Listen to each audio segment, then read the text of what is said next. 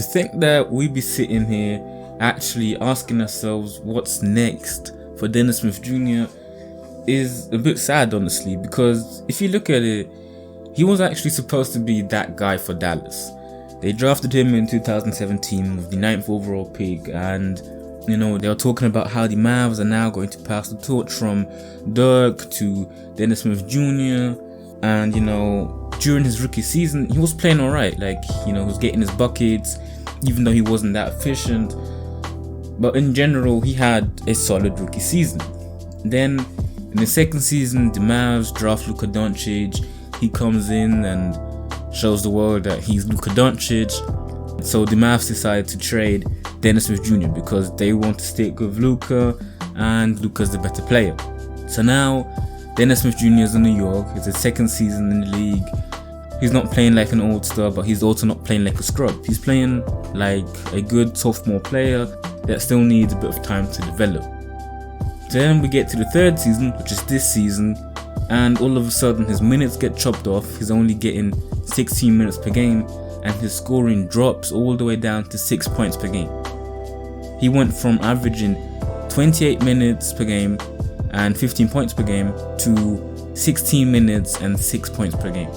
And the reason for this drastic fall off is honestly the New York Knicks themselves, because they can't seem to figure out what they want from their young players. They have committed to too many young players already. They have about 6 or 7 guys that they drafted that are supposed to be like good young players, but they don't know who they officially want to commit to. Like, they drafted RJ last year. The year before, they drafted Kevin Knox. They also have Frank Ntilikina, Alonzo Trier, Dennis Smith Jr. now. They have Mitchell Robinson and this Ignas Brazdeikis guy that's on a 2-way contract, but he's also getting minutes. Even though he's on a 2-way contract, he's getting roughly the same amount of minutes as Alonzo Trier. And speaking of Alonzo Trier is one of the 3 young point guards coming off the bench for the New York Knicks. Off the bench, they have Alonzo Trier, Frank Ntilikina, and Dennis Smith Jr. Like, what's up with that? Because the thing with New York and Dennis Smith Jr. is that he doesn't have the opportunity he had in Dallas.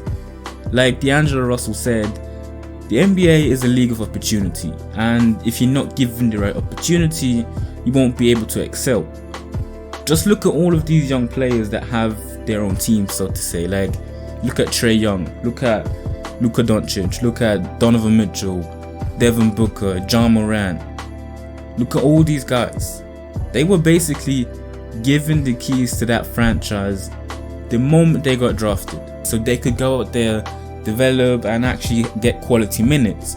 But now Dennis Smith Jr. is on the Knicks, coming off the bench, getting 16 minutes per game, and it's as if all of these young players in New York got put into a pit where they have to compete against each other, and the last one standing is going to be the guy that New York decides to build around.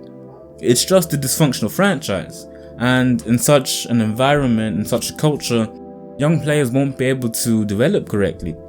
And Dennis Smith Jr. is a victim of the poor organization that James Dolan has built. So then there's the question of, alright, what's next for him then?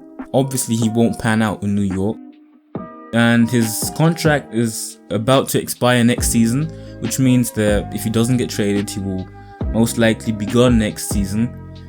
And then Dennis Smith Jr. has to ask himself, alright, what do I want now? Can I still go out and be a starting point guard, or am I just going to have to accept the fact that to the eyes of most people, I'm just a role player coming off the bench? Because if he really wants to start, I only see one team picking him up, and that's the Detroit Pistons, because if you think about it, they have nothing to lose really. Like, if they pick up Dennis Smith Jr. and give him the starting point guard spot, it's a win-win either way, because let's say Dennis Smith Jr. is their starting point guard and he balls out. He won't be able to carry them to a good record, meaning that they will still be one of the worst teams in the league, so they still have their high draft pick. And if Dennis Smith Jr. doesn't pan out and plays like he's playing right now in New York, then they still have their high draft pick.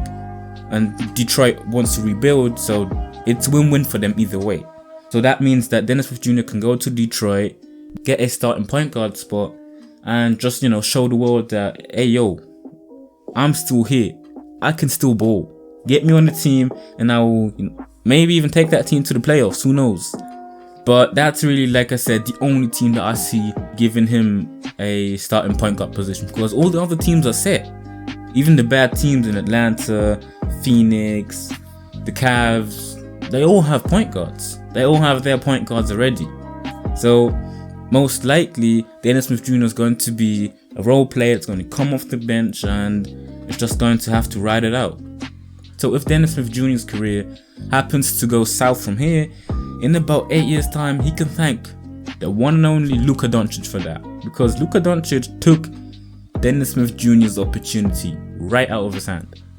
Because like I said before, Dennis Smith Jr. was supposed to be that guy. He was supposed to get the torch from Dirk. But Luka came in and said, hold up, I got different plans. This is my team now. So yeah, like I said at the beginning, this is actually really sad because I feel like Dennis Smith Jr. can be a starting point guard, and if he'd gotten the chance or the opportunity that all of these other young guys got, like Ja or Trey, for more than 1 year, then he would actually be good. If you look at Trae Young's rookie season, he wasn't that spectacular. Like, sure, he was second in rookie of the year, but for most of the season, he wasn't great. He wasn't looking like the guy he is now. But, they stuck it out with him. They let him come back, and he came back and basically balled out. So maybe Dennis Smith Jr. would have been a beast had he stayed in Dallas for like 3 years and not 1.5. But either way, ladies and gentlemen, I really appreciate you all for watching the video till the end. If you liked it, be sure to leave a like, and I plan on turning this into a series called What's Next 4, where I basically look at young players that had promising futures but haven't panned out the way they were supposed to. So if you don't want to miss my next What's Next 4 video, subscribe to the channel and turn on that bell. Anyways, this was MCG. Peace out.